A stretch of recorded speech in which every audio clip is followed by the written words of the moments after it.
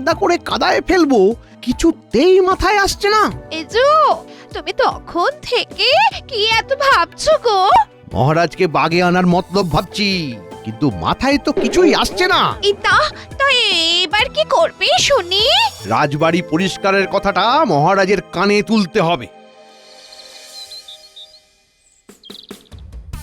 আরে মন্ত্রী মশাই, সকাল সকাল রাজপ্রাসাদের দিকে চললেন নাকি? হ্যাঁ, সব দিকে খেয়াল রাখতে হবে তো।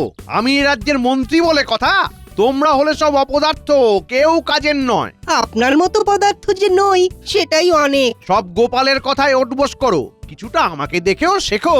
আপনাকে দেখে যে কি শিক্ষা পেয়েছি মন্ত্রী মশাই তা বলে বোঝাতে পারবো না। হুম। লোকটার নিশ্চয়ই আছে কোনো ধান্দা, না হলে বিনা কারণে এত সকালে প্রাসাদে যাওয়ার মতো নয় ও বান্দা। গোপালকে খবরটা দিতে হবে।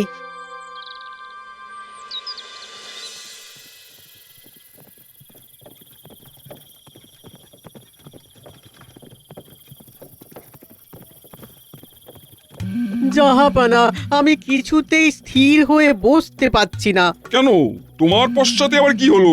পিঁপড়ে কামড়াচ্ছে? হ্যাঁ, মানে না জাহাপানা, সামনে কৃষ্ণনগর তো, তাই মনটা তুরুক নাচ নাচছে।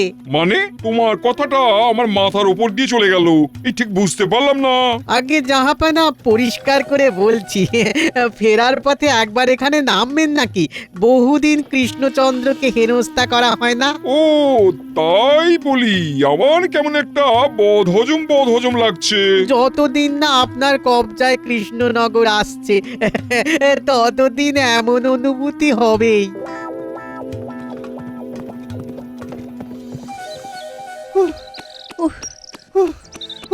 কি হয়েছে সভাকবি, এত হাঁপাচ্ছ কেন? মন্ত্রীর সাথে দেখা হলো, প্রাসাদে যাচ্ছে। ওরে বাবা, তাই নাকি? ঠিক বুঝলাম না মতলবখানা কি। বুঝেছি, নিশ্চয়ই মহারাজকে শুকনো পরামর্শ দিতে গেছে।